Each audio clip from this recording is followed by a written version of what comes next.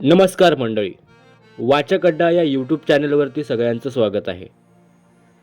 गुप्तधन या मागील व्हिडिओज तुम्ही दिलेल्या प्रतिसादाबद्दल धन्यवाद. तर आजच्या व्हिडिओमध्ये आपण पाहणार आहोत म्हणजेच ऐकणार आहोत द मा मिरासदार लिखित माझ्या बापाची पेंड या कथासंग्रहातील कथा झोप. आशा करतो की ही कथा ही सर्वांना आवडेल आणि या कथेलाही तुम्ही भरभरून प्रतिसाद द्याल. नागू गवळी अंगाने चांगला गुटगुटीत होता. चित्रातला मारुती असतो ना तसा.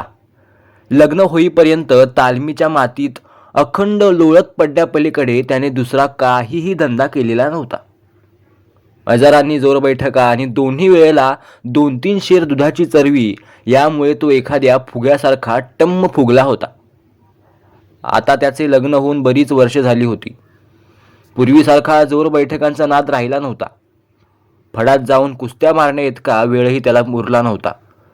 पण तरीसुद्धा दोन्ही वेळेला 2 शेर दूध प्यावे, भरपूर खावे आणि सपाटून झोपावे एवढे पैलवानी व्रत तो अजून कसोशीने पाळीत होता. झोप हा नागू गवळ्याचा हातखंडा विषय होता. तो विद्वान असता तर या विषयावर तासनतास बोलू शकला असता. म्हणजे तितका वेळ तो जागा असता तर. इतका त्याचा या विषयातला अधिकार दांडगा होता. लग्नापूर्वी झोपेशिवाय कोणत्याही दुसऱ्या अवस्थेत तो इतरांना आढळला नव्हता. पण त्यावेळची गोष्ट निराळी. इतर सगळ्याच पुरुषांप्रमाणे त्यावेळी तो राजा माणूस होता. पहाटे उठून मेहनत करावी, दूध पिऊन जे झोपावे ते दुपारी जेवायच्याच वेळेला उठावे. जेवल्याबरोबर पुन्हा जे पडावे ते संध्याकाळी मेहनत करायलाच उठावे आणि नंतर रात्री पुन्हा ताणून द्यावी. असा त्याचा तो वेळेचा सुरेख कार्यक्रम असे. पण आता तसे शक्य नव्हते. गेली 10 वर्ष त्याच्या पाठीमागे प्रपंच लागलेला होता. या 10 वर्षात त्याला एकूण 7 मुले झाली होती. 6-7 म्हशी, तितकीच लेकरे आणि अवाढ्य अंगाची एक बायको. इतक्या सगळ्यांची उस्तवार करायची म्हटल्यावर त्याला झोपेला वेळ कुठून मिळणार. नागू गवळी आला दिवस कसा तरी रेटीत होता आणि संसार चालवित होता. दिवसभर काम करीत होता आणि हा गाडा कसा बसा पुढे ढकलीत होता. या उद्योगात त्याची दुपारची झोप मात्र साफ बुडाली होती. हे एक मोठेच दुःख होते. त्यामुळे असे झाले की अंधार पडायला लागला की नागूचे डोळे पाखरासारखे मिटू लागत. रात्री पेंगतच तो भाकर तुकडा खाई, हात धुवून पान तंबाखू झोपेतच खाई आणि झोपेतच बायकोला शिव्या घालीत झोपेतच झोपी जाई. आपल्या या झोपेच्या सवयीबद्दल नागूला तसे फार वाईट वाटे. म्हणजे जागेपणी वाईट वाटे. कारण काहीही झाले तरी नागू हा पैलवान गडी होता. त्याच्या पेलेदार छातीवर काळा गंडा रुळत होता. त्याचे दंड, मांड्या, गर्दन गच्च होती. त्याच्या बरोबरीचे पैलवान अजून फडात कुस्त्या मारित होते. कुणी पोलीस खात्यात शिरले होते आणि मोठी धाडसाची कामं करीत होते. आपणही अशाच प्रकारची कामे करायला पाहिजेत असे त्याला सारखे वाटे. एखाद्या आगीच्या वेळी आपण आत उडी ठोकावी आणि खूप माणसे वाचवावीत. एखाद्या वेळी भूताची आणि आपली गाठ पडावी आणि त्याचा घाम निघेपर्यंत त्याला घोळसावे. बिळात घुसलेला साप हातांनी ओढून काढावा आणि त्याला चेचून सगळ्यांना चकित करावे असे त्याला फार फार वाटत असे. पण या दृष्ट झोपेने त्याचा घात केला होता. ती राक्षसी त्याला संध्याकाळपासून सकाळपर्यंत सोडतच नव्हती. दिवसा तो नेहमी बायकोला म्हणे, ह्या झोपेनं माझा लय सत्यानाश केलाय बघ. काय करावं, कुठं जाता येत नाही ना येता येत नाही. काय निघालं काम तर उठवीत जा की ग मला रातच्याला. हा, बायको गौऱ्या थापत थापत म्हणे, कुंभकर्णच आहे दुसरे तुम्ही, कुणी उठवावं तुम्हासनी. अगं नाही ग, तसं नाही, उठव मला, बघ उठतो का नाही ते. काय उठत नाही, मुडद्यावानी पडताय तुम्ही, उठव तर खरं, हलव गदा गदा बघू. यावर बायको मान हलवून आणि हात ओवाळून म्हणे, हा हलवीन म्हणा गदा गदा, समजा करून बघितलं म्या, पण उठवाय गेलं तुम्हासनी तर टवळे रांड करून शिव्या देता तुम्ही झोपेतच. हे बोलणे ऐकून नागूला एकदम राग येत असे.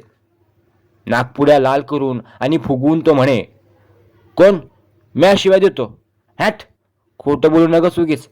टवळे, उठत नाही तर पाण्याची घागर होतच जा की टाळ्यावर माझ्या. ते बी केलं तर मी माग. हा, आणि ते कवा? तुमच्या हातावरून साप निघाला होता तवा. एक का दोन घागरी वतल्या होता की बदा बदा. मग उठलो का नाही मी? उठताय. पाण्यानं समद्या जमिनीचं पोपड्या निघालं, पण तुम्ही आपलं ढिम हल्ला सुधीक नाहीत की हो जागचं. अगं मग साप सोडायचा का नाही त्यो अंगावर? त्यो तुमच्या अंगाखाली कवाच मेला, चेंदा मेंदा झाला नुसता. तुमच्या अंगाखाली घावल्यावर हत्ती बी जिथं राहायचा नाही. बरं बरं, आता ह्या पुढे उठवीत जा. असे म्हणून नागू दुधात पाणी घाली आणि रतीब घालायला बाहेर निघून जाई. एकंदरीत असे चालले होते. नागूला झोप काही आवरत नव्हती. बायकोने जीवाचा आकंत केला तरी तो उठत नव्हता आणि त्याच्या धाडसी वृत्तीचा कुठेच वाव मिळत नव्हता.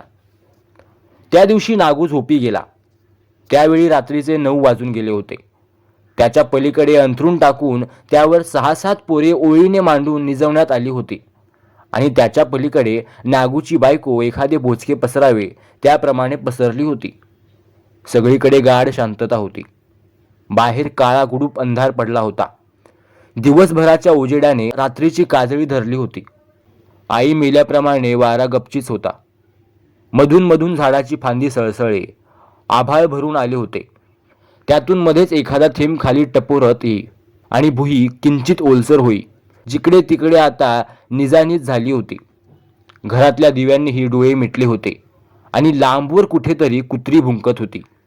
पुरुष, बायका, पोरे सगळेच कसे गाढ झोपी गेले होते. सगळ्यांच्या प्रमाणेच नागू गवळीही अंथरुणावर झोपी गेला होता.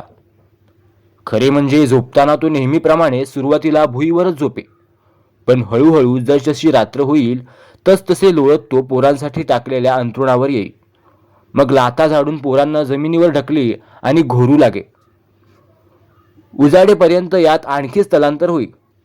पहाटे तो परत भुईवर गेलेला असे आणि त्यावेळी खाली टाकलेली सतरंजी आणि घोंगडे त्याने पांघरूण म्हणून घेतलेले असे. यावेळी तो सतरंजीच्या वर होता, म्हणजेच मध्यरात्र झाली होती हे उघड होते. सगळीकडे अगदी शांतता होती. बाहेरून आवाजाचा टिपूस सुद्धा कानावर येत नव्हता. वाऱ्याची सळसळ तेवढी मध्येच कानात शिरे. बाकी सगळे स्तब्ध होते. नागू झोपला आणि घुर घुर करून जोरात घोरण्यात गुंग झाला. त्याच्या घोरण्याने पोरे अधूनमधून झोपेतच दचकत होती आणि चाळवल्यासारखी होऊन पुन्हा झोपी जात होती. असा बराच वेळ गेला आणि मग एकदम भिंतीवरनं खाली काहीतरी पडल्याचा दबकन आवाज झाला. त्या खालोखालच लगेच कुणीतरी उडी ठोकल्याचाही आवाज निघाला आणि त्या धडधड आवाजाने नागूची बायको सटपटून उठली. हा आपल्या पोरांचाच काहीतरी उद्योग असावा या खात्रीने झोपेतच हाताला लागलेल्या कुठल्या तरी एका पोराच्या पाठीत तिने दांडदिशी धपाटा घातला. का वरडायला लागलाय रे आई मेल्यावानी? मुर्दा रातच्याला बी झोपू देत नाही. असे म्हणून तिने पुन्हा तोंडावर लुगड्याचा पदर घेतला आणि एका कुशीवर वळून ती परत झोपी गेली. झोपेतच कुशीतल्या बारक्या तान्ह्या लेकराला सवयीने थोपटू लागली.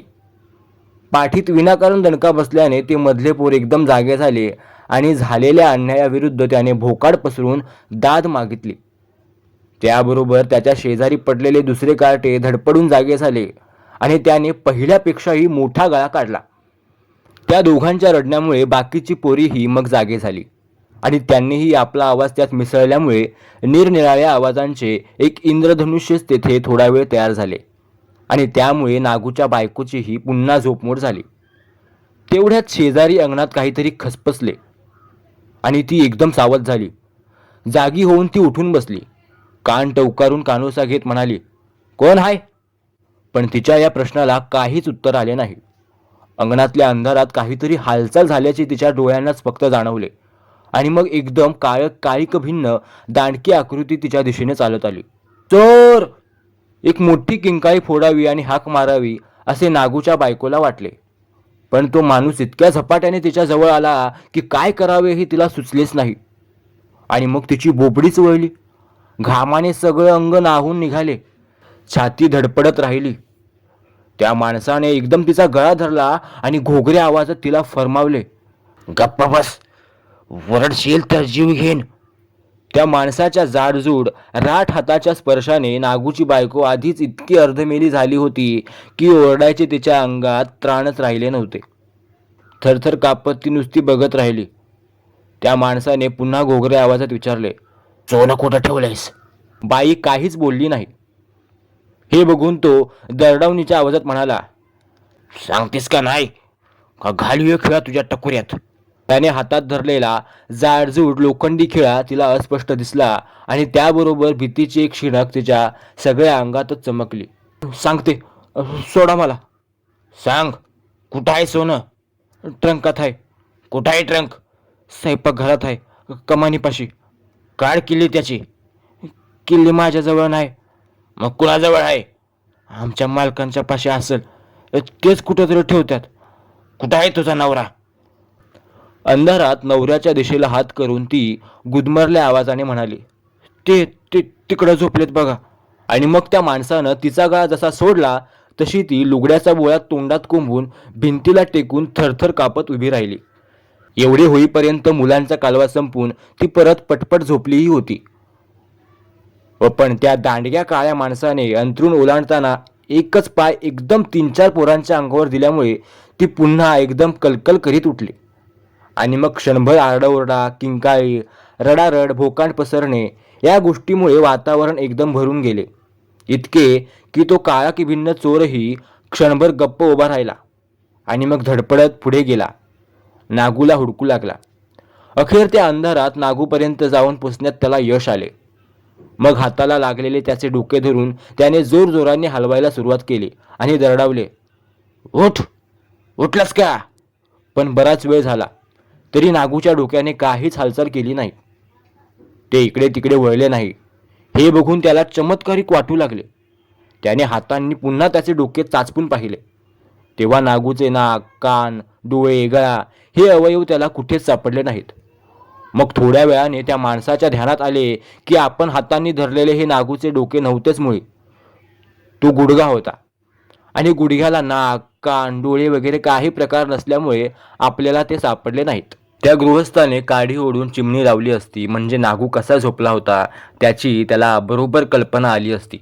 पण तसे करण्याची शक्यता नव्हती आणि यामुळे नागू किती व्यवस्थित बंदोबस्ताने झोपी गेलेला आहे हे त्याला मुळीच कळले नाही. नागूने दोन्ही गुडघे पोटाशी घेतले होते आणि आपले दोन्ही हात त्यांच्यामध्ये खुपसून त्या हाताच्या पिचक्यात त्याने खाली मान करून आपले मुंडके अडकवले होते. नागूने दोन्ही गुडघे पोटाशी घेतले होते आणि आपले दोन्ही हात त्यांच्यामध्ये खुपसून त्या हाताच्या पेचक्यात त्याने खाली मान करून आपले मुंडके अडकवले होते. एकंदरीत तो एखाद्या भरभक्कम गाठोड्याप्रमाणे झोपलेला होता आणि इतका सगळा प्रकार झाला तरी त्याच्या घोरण्यात बिलकुल व्यत्यय आलेला नव्हता. शेवटी त्या माणसाने त्याच्या घोरण्याच्या दिशेने आपला हात पुढे सरकवला, पण त्याचा परिणाम एवढाच झाला की त्याचे लठ्ठ दांडगे बोट नागूच्या जाडजूड नाकात शिरले आणि त्याला सणसणून शिंक आली.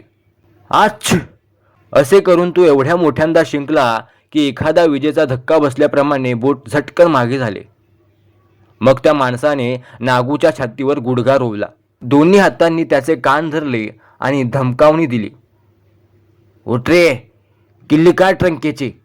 त्यावर नागूने पुन्हा एकदा धडाक्याने शिंक दिली. इतक्या मोठ्यांदा की पुन्हा 2-3 पोरे रडत ओरडत उठले आणि 4-5 झोपी गेली. खुद्द त्या माणसाच्या तोंडावर बारीक तुषारांचा सडा झाला. उठला का नाहीस? उठ, जीव घेईन बघ तुझा, किल्ली काढ. कर्कश आवाजात बोलून त्या माणसाने नागूचे मानगूट धरून त्याला सगळीकडून घुसळायला सुरुवात केली. इतक्या जोराने की काही विचारू नका. खरोखर नागू गवळी यावेळी जर डेऱ्यात असता तर या घुसळण्याने त्याच्या अंगाचे बरेचसे लोणी निघून वर आले असते. पण तो बाहेर भुईवर असल्यामुळे यापैकी काहीच होऊ शकले नाही. नागूने फक्त 2-3दा ऊ असे केले आणि तोंड मिटून घोरायला सुरुवात केली. त्या दांडग्या माणसाने त्याचा गळाच दाबला. तेव्हा तो माशी वारल्याप्रमाणे हात करून म्हणाला, गप टवळे गप, का त्रास द्यायला लागल्यास रातच्याला? मग मात्र त्या चोराला फार वेळ थांबणे अशक्य झाले.